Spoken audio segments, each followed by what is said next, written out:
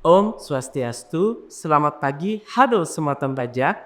Berjumpa kembali dengan podcast Kecak, keseruan cerita pajak. Hari ini saya Dedik sebagai host memandu untuk kegiatan podcast hari ini. Dan di kesempatan yang sangat istimewa ini, saya hadirkan tokoh yang sangat spesial, yaitu Bapak Moses DF Nangi. Apa kabar Pak Moses? Hari Pak Deddy, selamat pagi. Selamat pagi. Boleh disapa Pak Semeton Pajak? Oke, Selamat pajak, Om Swastiastu, Rahayu. Saya Moses, penjuru pajak di Kabilo di Bali. Selamat jumpa lagi, salam sejahtera, sehat-sehat selalu, Selamat pajak. Ya, sehat ya Pak Moses ya. Harus sehat Pak Deddy. Kalau saya melihat wajah Pak Moses ini wajah yang optimistik gitu ya. Bukan semakin tua. Bukan Pak Moses. Pak Moses ini pengalamannya sangat luar biasa ya. Menjadi senior yang bisa menjadi contoh buat kami nih Pak, sebagai generasi emas Indonesia nanti 2045. Nah Pak Moses, kalau bicara terkait Cortex nih ya, kan ini sudah dilakukan edukasi ya, sosialisasi di semua lini nih Pak. Bahkan ratusan ribuan aktivitas yang dilakukan oleh teman-teman Direktorat Jenderal Pajak untuk menghabituasi, untuk mengenalkan, memfamiliarisasi terkait dengan Cortex ini sudah dilakukan secara masif nih Pak Mo. Indonesia lagi. Se-Indonesia, betul. Nah, hari ini Pak Mo, karena payung hukumnya juga sudah lahir, PMK 81 terkait dengan ketentuan perpajakan ya, dalam rangka pelaksanaan SIAP, sistem inti administrasi perpajakan. Nah, kita akan membahas itu Pak Moses. Wah, menarik Pak Deddy. Kenapa Pak? Menariknya di mana dulu? Ini kan PMK yang ditunggu-tunggu, Selamat pajak semua. Siap. Kenapa sih Pak? Keistimewaannya di mana nih di PH ini? Jadi Pak Deddy, PMK 81 ini PMK yang menurut saya PMK yang luar biasa. Bayangkan saja Pak Deddy, jumlah halamannya berapa Pak Deddy tahu? Berapa? 642 halaman. 642 halaman. seperti novel ya. Ya pasalnya 484 pasal Pak Deddy. Wow.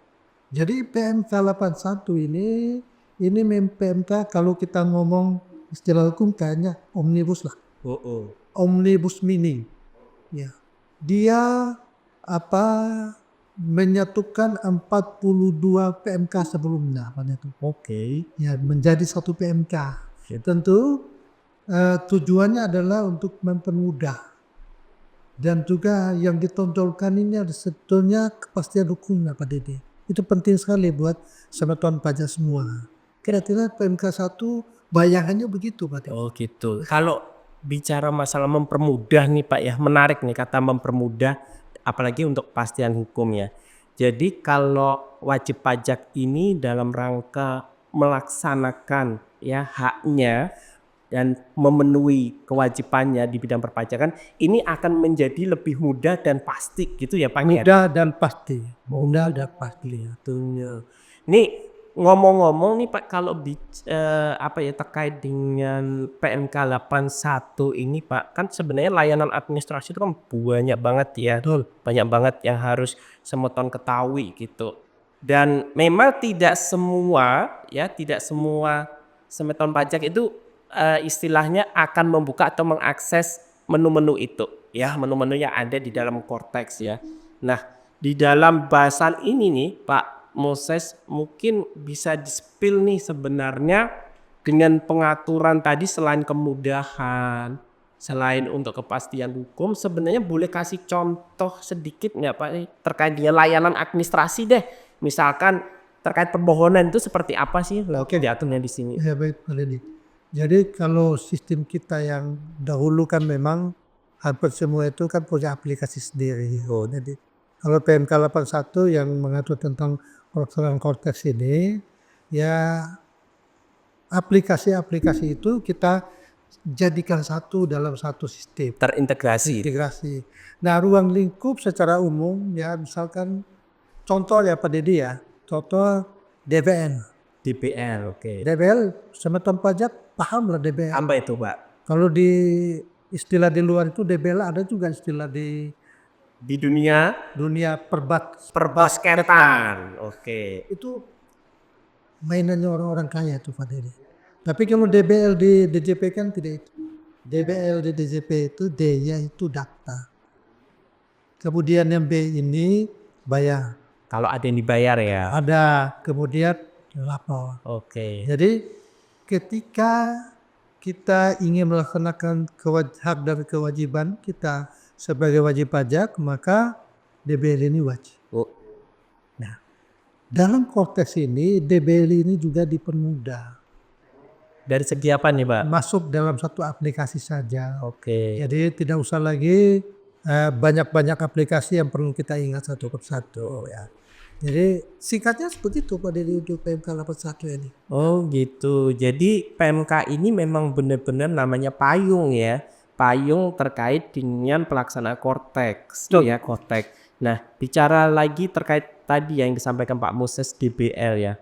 Nah DBL ini sebenarnya aturannya sangat banyak ya Pak ya dimuat di dalam PMK ini ya. Mulai dari pendaftaran, terus nanti bagaimana pembayarannya, bagaimana pelaporannya, itu semua diatur di sana. Termasuk layanan administrasi lainnya Pak ya. Nah kalau bicara masalah payung hukum nih Pak Kortex dalam hal wajib pajak ingin melaksanakan contoh misalkan mau mendaftar aja deh ya, mau mendaftar itu kan biasanya kan juga dibuka pintu bisa melalui pos ya, maksudnya ngirim gitu, terus kemudian pendaftaran secara manual gitu ya. Secara manual itu kan kadang perlu biaya yang Pak ya, dan waktunya belum tentu sampai di kantor kapan dan sebagainya. Tidak bisa dipastikan. Iya, kepastiannya masih dipertanyakan gitu. Sangat kemungkinan kepastiannya sekian persen aja. Sekian persen Sampai ya. atau tidak kan kita nggak tahu tuh. Kapan sampainya juga kita nggak bisa pastikan. Iya. Nah ini sangat menarik ya Semeton. Jadi di bahasan ruang lingkup ini karena waktunya tidak terlalu banyak, jadi kalau bicara masalah PMK tadi Pak Moses sudah menyampaikan jumlah halamannya aja sudah ratusan, jumlah pasalnya juga ratusan. Kapan nih kita mau membacanya? Baca Ya, untuk baca undang-undang ini kan kadang-kadang itu obat ngantuk Pak Dede. obat ngantuk ya. Kita di situ kan ada kalau tidak salah untuk pasal 1 aja PMK 81 ini itu kan mengatur tentang definisi. Kalau nggak salah ada 222 definisi. Terminologinya ada sebanyak itu ya. Itu pasal 1 loh, barang sekali ke pasal 2. Yep. Mungkin kita baca pasal 1 aja, definisi yang nomor 1 sampai nomor 20 aja. Terlelap gitu. Nah, untuk menghindari nih Semeton Pajak supaya tidak tak tidur ya, kecapean membaca dan sebagainya, kita spill nih. Ada 2 ruang lingkup yang bahkan kita bahas pagi hari ini. Yang pertama terkait dengan daftar, dan yang kedua terkait dengan pembayarannya Pak Moses ya. Lapornya jangan dulu ya. Lapornya ntar dulu Pak Mo, nanti takutnya tambah ketiduran Pak Mo. Gitu. Nah, bicara masalah pendaftaran nih Pak Ko, kita ketahui bahwasannya kan subjek pajak juga banyak ya. Kalau di konteks ketentuan umum perpajakan itu, bahwasannya wajib pajak itu kalau sudah memenuhi ya persyaratan apa Pak Mo? Jadi sudah aktif dari objektifnya. Betul, itu berarti sudah harus ada kewajiban mendaftar. Wajib mendaftarkan. Betul. Nah, pendaftaran yang sekarang diatur di PMK 81 secara masuk di dalam sistem Kortex ini seperti apa ya Pak? Ya, kita batasi diri di PMK 81 ya Pak Dede. Jadi dalam kelompok daftar ini Pak Dede ya, itu pasalnya banyak. Tapi yang mendasar mungkin ya ditegaskan kembali bahwa orang pribadi penduduk Indonesia Pak, kan di undang-undang kependudukan kita penduduk sama non penduduk ada ya. Yes. Orang pribadi penduduk Indonesia itu bentuk NPP-nya adalah berupa aktivasi NIK. Uniknya ada NPP. Nah, aktivasi NIK menjadi NPP ini kan bukan sesuatu ketentuan yang baru. Betul. Dulu kan kita sudah ada PMK-nya pada ya. PMK 122 kalau nggak salah. Ya, 112. Jadi 112 dirubah menjadi PMK 136 kah? Iya, 136. Nah, di situ kan sudah diatur itu Pak Didi. Jadi Saya percaya bahwa ini bukan sesuatu istilah baru bagi sematon pajak semua. Kemungkinan sematon pajak semua juga sudah melakukan aktivasi NIK itu, Pak Didi. Jadi sangat penting ya aktivasi NIK menjadi NPWP karena pengaturannya sekarang menggunakan NPWP format 16 digit. Nah, terkait dengan Cortex ini kan nanti wajib pajak akan dibuatkan akun, betul kan, Pak? Pak Didi. Nah, Nah, yang penting satu, Pak Didi, dalam proses aktivasi ini, Pak Didi, ya. Karena sekarang kan istilahnya aktivasi. Masih ingat nggak dulu kita kalau MP non efektif, MP yang sudah tidak punya usaha lagi, kemudian tidak ingin menjalankan kewajiban hak dan kewajibannya, mereka mengajukan permohonan untuk di non efektifkan. Nah, istilah itu, Pak Didi, di Cortex ini berubah, Pak Didi. berubah seperti apa, Pak? Kita tidak kenal lagi istilah wajib pajak non efektif. Yang kita kenal adalah wajib pajak non aktif. Non-aktif. Kan non efektif tapi non aktif. Menurut saya secara terminologi jauh lebih tepat sekarang. Non aktif bukan non efektif. Jadi sekarang istilah ini itu sudah yang kita kenal sekarang bukan non efektif tapi non aktif. Non-aktif ya. Jadi menurut saya itu jauh lebih tepat. Iya, jadi ketika pintu pendaftaran sudah dibuka, ya, wajib pajak diberi namanya akun wajib pajak, kemudian wajib pajak ini mengakses Cortex, ya, aplikasi sistem Cortex ini. Di sana nanti kan perlu nih Pak, namanya ada sertifikat elektronik, Oh ya. ya kan? Mungkin kalau yang kondisi sekarang sertifikat elektronik itu kan dipakai sangat terbatas, Pak. Betul. Kalau dia sebagai pengusaha kena pajak harus punya tuh serter, Pak, ya kan, punya serter. Kemudian untuk bisa aktivasi aplikasi Innova harus butuh serter juga. Kemudian mau minta nomor juga dibutuhkan seperti itu. Nah, dengan Cortex ini, Pak Moses, dengan Cortex ini kan semua dokumen nanti kan dilarikan dokumennya elektronik ya, meskipun ada dokumen secara manual ya, kertas, tapi tidak banyak lah ya, tidak banyak. Nah, untuk dokumen elektronik ini kan perlu ditandatangani juga secara elektronik ini. Nah, ini pengaruhnya seperti apa nih Pak Moses untuk sertifikat elektronik? Oke, ya Pak Dedi begini. Ini kan kita sudah, Pak Dedi sudah masuk pada konteks pengukuhan PKP ya. Setelah tadi penetapan PP, kemudian kita masuk pada pengukuhan PKP. Jadi memang pengukuhan PKP itu adalah langkah selanjutnya dari pengukuhan penetapan PP. Nah, tidak semua wajib pajak itu wajib dikukuhkan jadi PKP, tapi ada batasan. Batasannya misalkan salah satunya dari batasan offset. Batasan offset dengan 4,8 setelah melewati 4,8 miliar itu kan wajib tuh untuk dikukuhkan menjadi PKP. Artinya mereka yang offsetnya tidak mencapai 4,8 juga kalau menghendaki itu kan boleh. Jadi yang tadi Septel yang Pak Dedi maksudkan itu kan diperlukan waktu itu kan untuk tanda tangan elektronik untuk pembuatan faktur pajak. Ya. Nah, dalam PMK 81 ini Pak Dedi ya tidak diperlukan lagi sertifikat elektronik Pak Dedi. Itu berganti menjadi akses pembuatan faktur pajak. Oh gitu, jadi harus ada akses ya. Akses pembuatan faktur pajak. Oke, siap. Jadi menarik nih Pak, proses untuk pendaftaran di Cortex ini tidak mengatur hanya pendaftaran wajib pajak orang pribadi, tidak hanya mengatur pendaftaran wajib pajak badan, ya, termasuk nih Pak Moses di sini juga tadi yang disampaikan Pak Moses untuk pendaftaran pengukuhan PKP pun juga ada di sini. Ada di sini. Dan termasuk yang SPOP ya, yang terkait dengan PBB itu Pak Moses, itu bisa SPOP ya. Mereka bisa kenal SPOP. SPOP ya. SPOP itu singkatan dari apa Pak? Surat Pembentukan Objek Pajak. Oke, tapi yang diadministrasi oleh Direktorat Jenderal Pajak ya. Ya. Jadi kalau bicara PBB kan panjang dan cepat ini. Iya betul. PBB kan ada T5L. Oh, B5L. Oke, karena panjang pembacanya nanti ya Pak ya di podcast yang berikutnya saja Pak. Ya, nanti kita akan bahas itu. Karena kalau ngomong PBB kan ada yang menjadi hak Pemda, ada yang dikelola oleh DCP. Itu nanti kita bahas. Siap. Nah, ini ada hal yang memang sangat krusial nih Pak ya, terkait dengan nanti ke depannya Cortex itu. Kan selama ini kan kalau wajib pajak badan itu kan diskusinya dengan menggunakan NPWP badannya. Oke ya. Nanti dengan Portex ini ya terkait pendaftaran nih, masih relate dengan pendaftaran. Berarti kan harus ada dilakukan oleh PSC utamanya nih Pak sebagai penanggung jawab dari perusahaan. NPWP badan itu sendiri Pak ya, konon katanya ya mungkin sudah diatur juga di aturannya ini, konon katanya bahwasanya dengan NPWP badan itu hanya bisa melihat saja.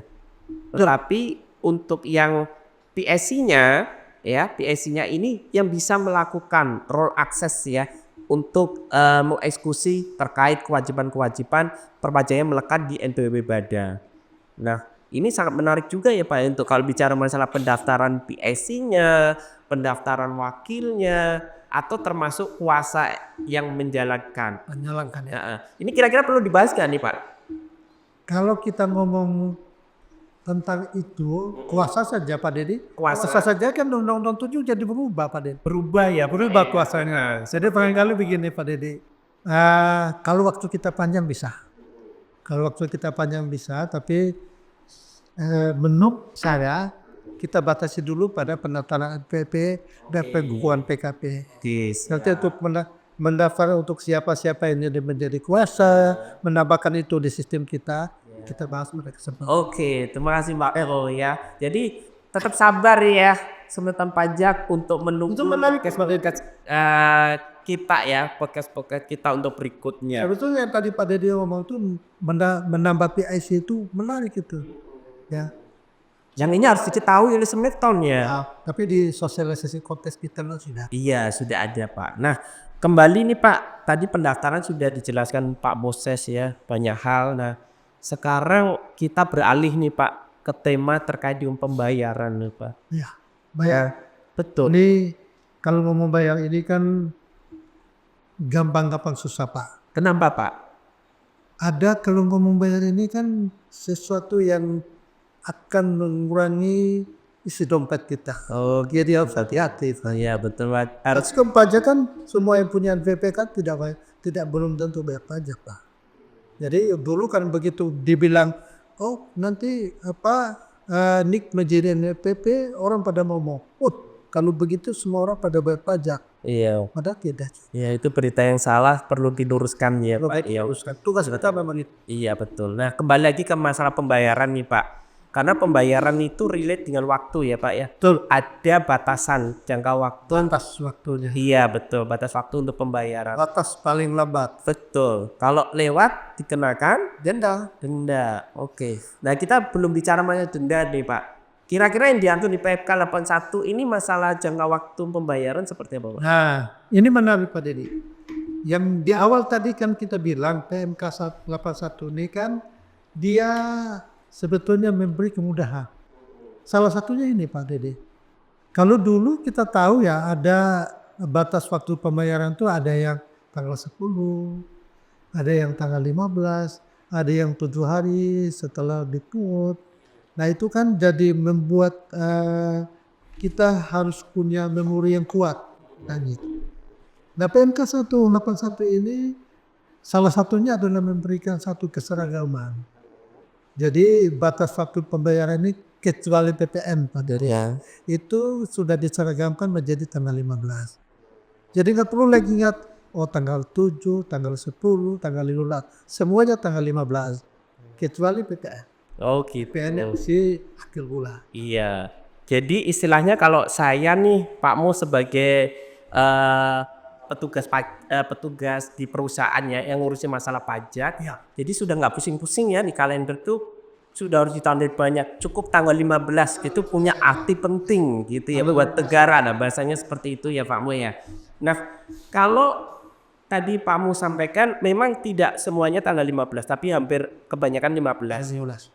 Ada yang di akhir bulan berikutnya ya Pak Mo ya, yaitu dengan contohnya yaitu pajak pertambahan nilai. Jadi Semeton Pajak juga harus paham nih Pak Mo terkait dengan tanggal-tanggal kritis ya terkait dengan perpajakan, karena kelewat 1 hari itu sudah risikonya denda. 1 hari dianggap 1 bulan. Iya, 1 hari dianggap satu bulan penuh.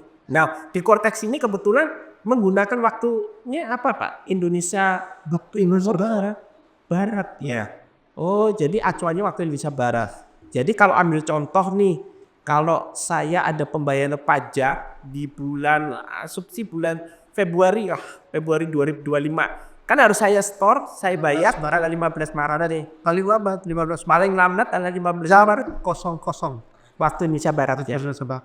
Berarti kalau kita nih Pak Mu di waktu Indonesia Barat ini diberi apa keuntungan 1 jam. 1 jam.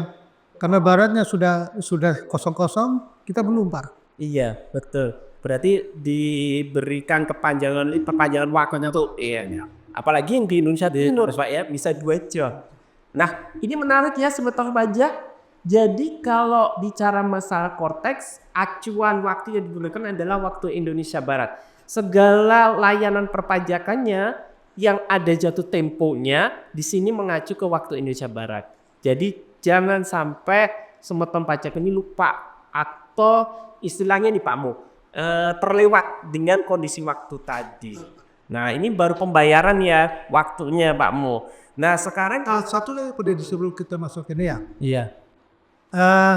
Ini yang diseragamkan ini kan batas waktu pembayaran. Betul. Tentang sanksinya, PMK 81 ini dia tidak membatalkan pasal 7 KUP kita. Oke. Sehingga nanti kalau sematan pajak telat membayarnya itu ya, telat membayar itu sanksi yang ada di pasal 7 itu Di undang-undang KUP itu masih berlaku ya. Oke, jadi harapannya sematan jangan sampai terlambat ya Pak. Karena waktu ya kalau kita lihat nih, waktunya sekarang kan 15 ya bulan berikutnya.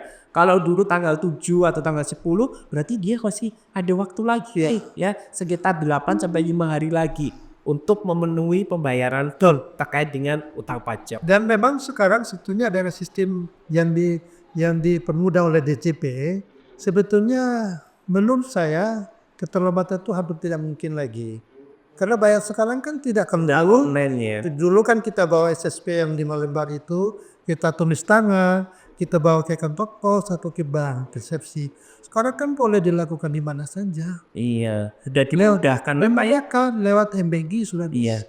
Channelingnya juga diperluas ya. diperluas. Jadi sebetulnya tidak ada lagi kemungkinan untuk telat. Ya harapannya seperti itu ya. Semoga Sobat Pajak yang menyaksikan atau menonton podcast ini juga lebih aware lagi terkait dengan waktu-waktu terkait dengan pembayaran. Nah masih bicara masalah pembayaran nih Pak. Kan kita ada pengaturan nih. Ya. Apa sih yang digunakan untuk pembayaran itu? Kan biasanya ada kode billing ya Pak ya. Ada kode billing terus kemudian ada surat setoran pajak atau surat setoran elektronik. Nah sekarang seperti apa nih Pak pengaturan terkait itu? Nah ini menarik Pak Dede. Jadi di dalam konteks ini sebetulnya juga sudah disiapkan ada satu istilah Pak Dede. Istilahnya deposit. Deposit. Kalau kita ngomong deposit, sudah pasti sematan pajak mengerti deposit itu apa. Artinya ada dana kita yang tersimpan di situ. Nah deposit yang dimaksudkan ini adalah dana kita yang kita simpan di aplikasi itu yang kita akan gunakan untuk melakukan pembayaran tadi. Sehingga memungkinkan kita untuk telat membayar itu semakin tidak mungkin. Karena kita bisa bayar pakai deposit kita. Ya, jadi misalkan kita punya deposit ya di akun itu misalkan 5 juta. Kemudian kita ada kewajiban PPh 21, PPh 25 dan sebagainya. Bisa kita ambil dari situ. Bayar dari situ, Pak. Wah ini hal baru Pak ya. Adanya deposit ini membantu wajib pajak Sangat. dari penghindaran kena sanksi ya, sanksi di awal. Dan menariknya mungkin kalau bicara deposit nih Pak, deposit ini kan tidak mengikat satu jenis pajak ya. Jadi kalau misalkan deposit dengan kode jenis setoran atau kode akun pajak tertentu ketika kita ada utang pajak terkait misalkan PPh 21, maka bisa ya diambil dari deposit ini ya. Ini loh Pak Dede, ada keistimewaan kelebihannya kota sini begitu. Kalau kita ingat dulu kan kalau kita pengen bayar pajak, dahulu kan pakai SSP, kemudian kita rubah jadi billing. Kalau kita ingin bayar pajak, misalkan saya ingin bayar PPh Finak, saya kan bikin billingnya itu kan satu bilik untuk satu jenis pajak. Setelah saya buat selesai satu, saya bikinkan lagi untuk satu, misalkan PPN-nya lagi. Sekarang ya Pak Didi. Jadi satu SSP itu dapat digunakan untuk berbagai pembayaran pajak. Lebih dari satu lah. Itu lebih menarik ya. Lebih gampang, lebih mudah, lebih simpel. Iya, dan yang pastinya akan mengurangi beban ini ya, apa Pak? Sanksi yang banyak gitu loh ya. Dari satu periode satu jenis pajak Untuk beberapa juga untuk berbagai masa pajak. wow, ya ini hal yang sangat menarik kalau misalkan Semeton Pajak tahu ya Pak ya. Jadi kayak adanya Portek ini ya buat Semeton Pajak kalau mengeksekusi pembayaran utang pajak yang namanya juga perusahaan ya Pak Moses, bisa jadi pajak yang diurusi tidak hanya satu nih kalau perusahaan, bisa lebih dari 3, bahkan bisa lebih dari 3. Dari itu bisa dilakukan pembayaran dalam satu SSP ya Pak ya. Mungkin kondisi dan ketentuan pasti harus ngikutin aturannya ya Pak ya. Oke. Itulah konteks Pak. Konteks itu begitu. Jadi dalam aspek bayar ini Pak Didi, tadi kan kita daftar sudah. Sekarang dalam aspek bayar ini Pak Didi, dia juga mengatur tentang pengembalian pajak Pak. Kalau ngomong pengembalian pajak ini, saya suka. Kenapa Pak? Kalau ngomong bayar tadi, saya agak kurang suka. Oh gitu. Karena ini berkaitan hak loh Pak ya, hak wajib pajak loh. Setiap orang kalau namanya pengembalian Pak, pasti suka. Jadi nggak usah takut lagi ya. Nggak usah, jadi dia juga mempermudah proses pengembalian pajak, proses pemberian imbalan jumlah. Nah imbalan bunga ini Pak Didi mungkin sama pajak yang belum tahu.